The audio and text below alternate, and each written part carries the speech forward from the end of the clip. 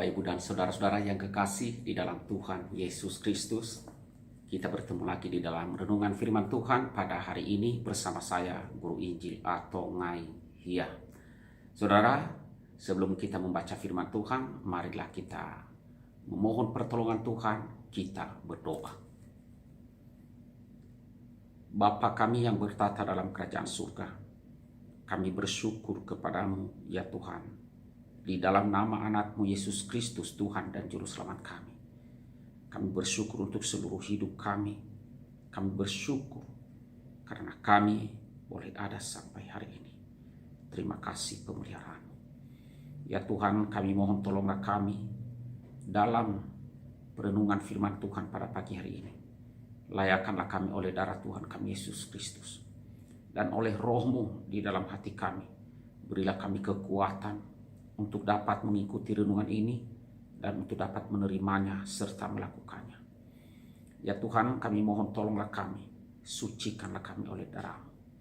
Di dalam nama Tuhan Yesus Kristus kami berdoa dan bersyukur. Amin. Bapak, Ibu, dan saudara-saudara yang kekasih di dalam Tuhan Yesus Kristus, firman Tuhan yang akan kita renungkan pada hari ini saya ambil di dalam Injil Lukas pasalnya yang ke-24, ayat 13 sampai dengan ayat yang ke-35. Saya baca untuk kita. Firman Tuhan berbunyi demikian. Pada hari itu juga, dua orang dari murid-murid Yesus pergi ke sebuah kampung bernama Emmaus yang terletak kira-kira 7 mil jauhnya dari Yerusalem. Dan mereka bercakap-cakap tentang segala sesuatu yang telah terjadi.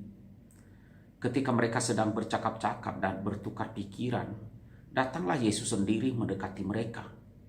Tetapi ada sesuatu yang menghalangi mata mereka, sehingga mereka tidak dapat mengenal Dia.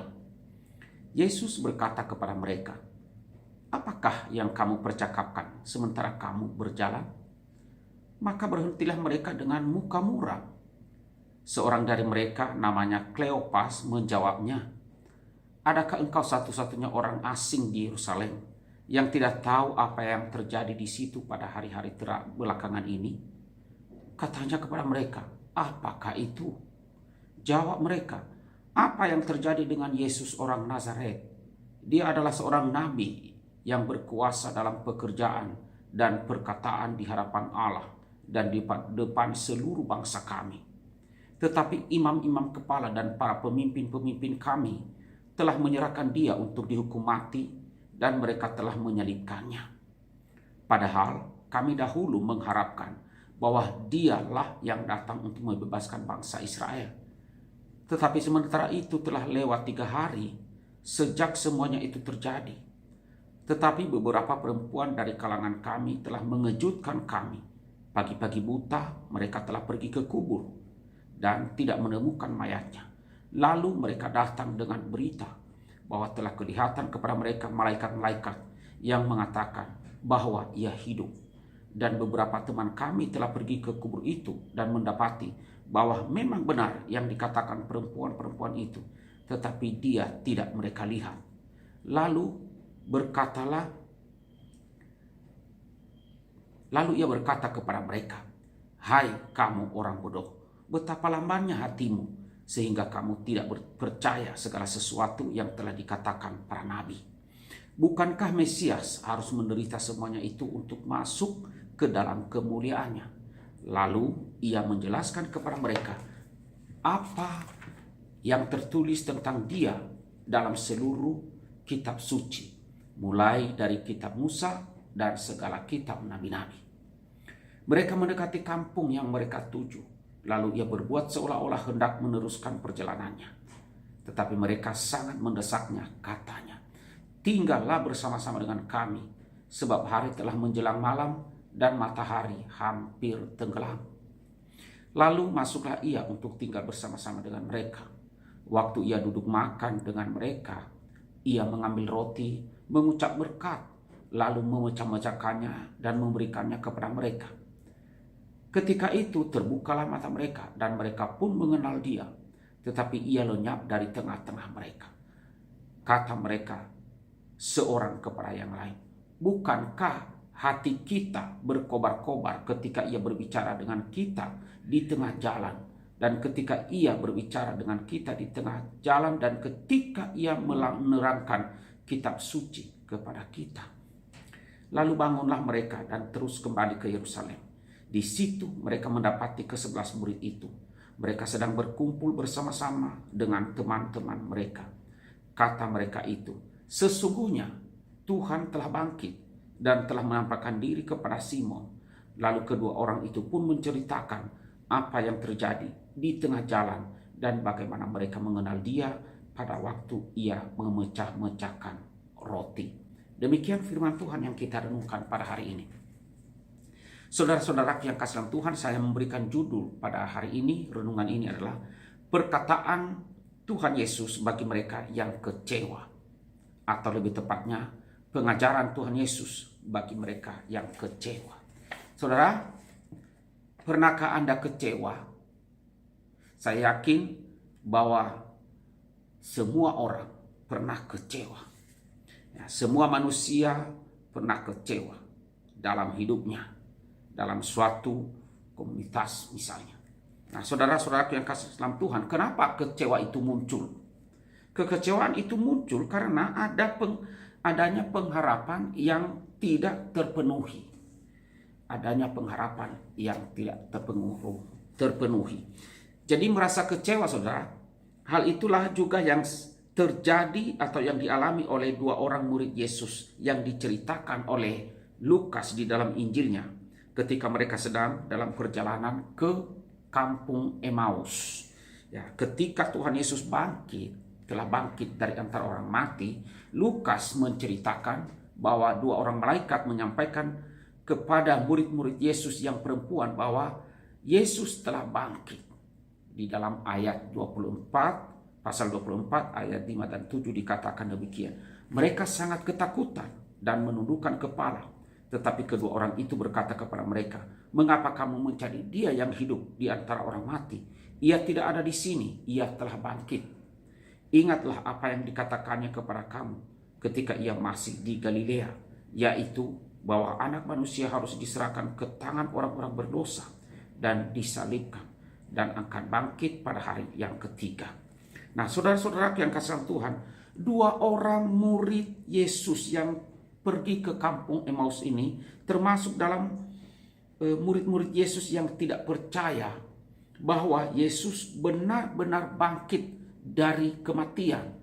Ya, kedua orang murid ini dikatakan mereka meninggalkan Yerusalem dengan kekecewaan untuk pergi ke Emmaus.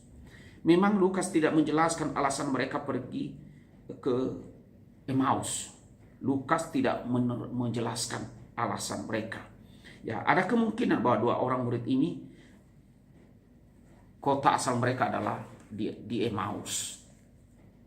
Lalu kenapa mereka kembali ke kota asal mereka? Ada dua kemungkinan. Kedua orang murid Yesus ini mengira bahwa segala cita-cita dan pengharapan mereka telah berakhir. Ya. Dulu mereka mengikut Yesus. Nah, karena apa? Mereka punya cita-cita akan turut berjuang membela bangsa dan negara dari penjajahan Romawi. Tetapi karena sekarang Yesus telah mati, itu berarti bagi mereka cita-cita mereka juga mati. Nah, kedua orang murid ini, saudara, sepertinya kecewa karena harapan mereka tidak terpenuhi. Harapan mereka sirna. Dan mereka mau kembali kepada kehidupan mereka yang lama, yaitu di kota Emmaus. Nah, kedua orang murid Yesus ini yang meninggalkan Yerusalem, walaupun mereka telah mendengar bahwa Yesus telah bangkit, mewakili sekian banyak murid-murid Yesus yang lain yang tidak percaya akan berita yang mereka dengar dan merasa kecewa dengan peristiwa kematian Yesus. Saudara, kekecewaan yang dialami murid-murid Tuhan Yesus ini dapat juga terjadi kepada kita, orang-orang Kristen di zaman sekarang. Ada banyak orang Kristen di zaman sekarang ini seperti halnya dengan kedua murid Yesus ini, yang mempunyai harapan-harapan awal yang salah dalam mengikut Yesus. Ya, ada banyak orang Kristen ketika sewaktu menerima atau percaya kepada Injil, Bila percaya Yesus, maka hidupmu tidak akan susah lagi. Jika engkau percaya Yesus, engkau akan menjadi orang yang kaya. Dan seterusnya. Nah, janji-janji seperti ini saudara banyak membuat orang pada akhirnya kecewa dan meninggalkan imannya, meninggalkan agamanya yang ia percayai, meninggalkan Yesus Kristus. Saat apa yang dijanjikan tidak terjadi, tidak seperti yang diharapkan.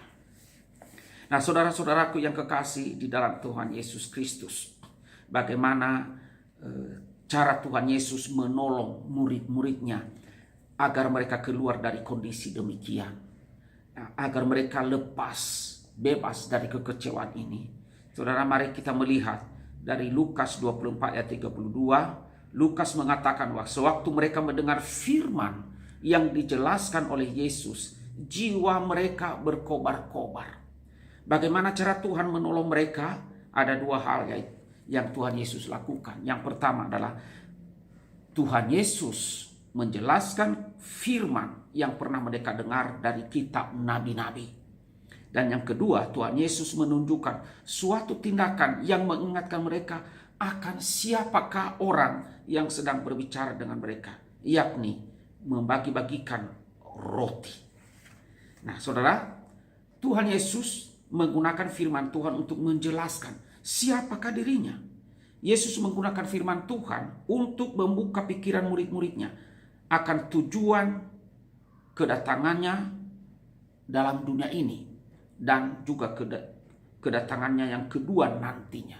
Bahwa ia datang bukan untuk memenuhi harapan-harapan pribadi mereka, tetapi Yesus datang untuk mengerjakan misi Allah, yaitu melepaskan manusia dari belenggu dosa. Lalu apa yang terjadi, saudara? Firman yang didengarkan oleh dua orang murid tersebut mentransformasi hidup mereka. Mentransformasi artinya mengubahkan hidup mereka, mengubah konsep, cara pandang mereka tentang Yesus. Walaupun semula hati mereka tidak peka, walaupun semula pikiran mereka tumpul, tetapi kali ini, saudara, ketika mereka bertemu dengan Sang Firman, yaitu firman Allah, jiwa mereka diubahkan. Firman itu mengubahkan kekecewaan mereka menjadi semangat yang luar biasa. Sekarang mereka mengerti bahwa pengharapan mereka akan Yesus selama ini adalah salah. Mereka sekarang bisa mengenali siapa Yesus yang sedang berbicara dengan mereka. Nah, saudara, apa yang Injil Lukas tunjukkan mengenai kedua orang murid Yesus ini merupakan gambaran dari kita semua. Walaupun kita mungkin adalah orang yang paling pintar, paling bijak, ataupun paling rohani, tetapi belum tentu kita dapat mengerti kitab suci atau Alkitab. Kita harus sadar bahwa dosa itu menguasai hati dan pikiran semua manusia, kecuali kita bertemu dengan Sang Firman di dalam firman Tuhan. Ya, Sang Firman yaitu Yesus sendiri di dalam firman Tuhan, yaitu di dalam Alkitab. Ya, tidak mungkin kita dapat mengerti kalau kita tidak meneliti Alkitab, firman Allah yang tertulis. Walaupun kita adalah orang yang lahir dari keluarga Kristen, rajin bergereja, tetapi belum tentu kita mengenal siapa Yesus itu. Walaupun kita sering mendengar seperti apakah itu Yesus, bahkan dari kecil kita sudah mendengar cerita tentang dia, tetapi belum tentu, saudara, kita mengenal, apalagi percaya kepadanya. Saudara, mengenal Yesus secara pribadi sangatlah penting dan amat sangat penting. Hanya bila seseorang mengenal Yesus secara pribadi, maka kita akan percaya kepada dia. Tanpa pengenalan akan Yesus secara pribadi, kita tidak akan pernah percaya kepadanya dengan benar. Karena itu, saudara, menyadari betapa pentingnya pengenalan akan Yesus, Rasul Paulus berkata demikian di dalam Filipi 3 ayat 10. Yang ku kehendaki adalah mengenal dia dan kuasa kebangkitannya. Ya, mengenal dia di atas segala sesuatunya. Bahkan jikalau dibandingkan segala sesuatu dengan pengenalan akan Yesus, bagi Paulus semuanya adalah sampah. Nah, masalahnya adalah kebanyakan orang Kristen mengenal Yesus melalui pengalaman sendiri. Pengalaman seperti ini dapat membuat pengenalannya keliru akan Tuhan Yesus. Pengenalan akan Yesus yang didasarkan pada pengalaman akan membuat pengenalan tersebut bergantung pada pengharapan kita sendiri. Yesus yang kita kenal bukanlah Yesus yang disaksikan oleh Alkitab, tetapi Yesus buatan dan rekaan kita sendiri. Oleh sebab itu saudara, itulah sebabnya untuk mengenal Yesus, kita harus mengenalnya dari firman Tuhan, dari Alkitab. Kita harus membaca firman Tuhan, menelitinya, mengertinya dengan benar. Untuk mencari tahu seperti apakah dan bagaimana Yesus itu, kita harus mencarinya dari kitab suci. Ketika kita mencarinya dari kitab suci, maka kita bukan sekedar mendengar seperti apakah Yesus, tetapi kita sebenarnya sedang bertemu dengan Yesus itu sendiri. Sang firman Allah yang sejati. Sang firman Allah yang menjelma menjadi manusia. Tugas orang Kristen adalah membaca firman Tuhan, merenungkan firman Tuhan, dan mempelajari firman Allah. Nah, ketiga istilah ini sengaja digunakan untuk memperlihatkan tiga intensitas dan kualitas yang berbeda dari pembacaan orang Kristen akan kebenaran-kebenaran firman Allah atau kitab suci atau Alkitab. Saudara, seorang Kristen mungkin mengawali disiplin rohaninya dalam membaca firman Allah dengan membacanya secara teratur. Namun, orang Kristen harus berusaha untuk meningkatkan kualitas dan intensitas pembacaannya dengan menjadi orang Kristen yang merenungkan apa yang dibacanya. Setelah itu saudara, orang Kristen juga perlu untuk bukan sekedar merenungkan apa yang dibacanya, namun menjadi orang Kristen yang mempelajari apa yang dibacanya dari firman Allah dan melakukannya. Saudara, kebenaran-kebenaran firman Allah yang kita fahami dengan benar, itulah yang akan menolong kita untuk mengoreksi setiap pemahaman dan pengharapan yang keliru yang ada pada kita ketika kita mengikut Tuhan Yesus. Jika pengharapan yang keliru dapat membuat seseorang Kristen menjadi kecewa, maka pemahaman yang benar akan kebenaran-kebenaran firman Allah akan membuat seorang Kristen setia kepada Tuhan Yesus dalam segala keadaan apapun. Nah, saudara-saudaraku yang kekasih di dalam Tuhan Yesus, kiranya renungan firman Tuhan pada hari ini menolong kita. Jikalau kita dalam keadaan kecewa, saudara, belajar lagi dari firman Allah. Hanyalah firman Allah yang memberitahukan kepada kita apa yang benar tentang Tuhan, apa yang benar tentang kehidupan ini. Hanyalah firman Allah. Karena itu, bacalah firman Allah, belajarlah firman Allah, renungkanlah firman Allah, renungkanlah kitab suci itu setiap harinya. Amin. Mari kita berdoa. Tuhan Allah Bapa kami yang bertata dalam kerajaan sorga, kami bersyukur kepadamu ya Tuhan, oleh karena Engkau selalu memberikan kami firman-Mu untuk memberitahukan dan menjelaskan kepada kami hal-hal yang bernilai kekal. Dalam keadaan kami kecewa sekalipun, Engkau adalah jalan keluar. Firman-Mu lah yang memberitahukan kami apa seharusnya yang kami pelajari dan yang seharusnya kami lakukan. Ya Tuhan, tolonglah kami. Kami sama seperti dua murid yang pergi dengan kecewa kembali ke kota mereka di Emmaus. Karena mereka kecewa karena Yesus mati. Tetapi Tuhan Yesus membukakan pikiran mereka melalui firman Allah. Menjelaskan kepada mereka kitab suci. Agar pikiran mereka diterangi lagi. Ya Tuhan, karena itu tolonglah kami. Karena hanya melalui firman-Mu kami dapat penjelasan yang benar tentang Engkau dan bagaimana kami mengikut Engkau agar kami tidak kecewa. Berkatilah seluruh jemaat pada hari ini ya Tuhan. Dalam keadaan apapun mereka, mohon Tuhanlah yang menolong. Terima kasih ya Tuhan. Inilah doa kami. Di dalam nama Tuhan Yesus kami berdoa dan bersyukur. Amin.